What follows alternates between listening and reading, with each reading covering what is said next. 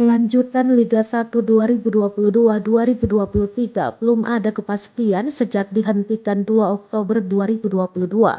Liga 1 2022-2023 dihentikan pasca tragedi Kanjuruhan yang menewaskan ratusan orang. PT Liga Indonesia Baru atau LIB pun terus berusaha keras agar kompetisi segera bisa dilanjutkan.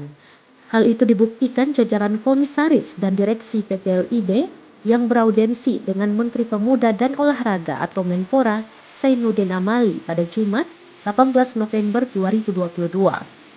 Direktur Utama PT LIB Ferry Paulus menjelaskan pertemuan tersebut berlangsung selama 2 jam.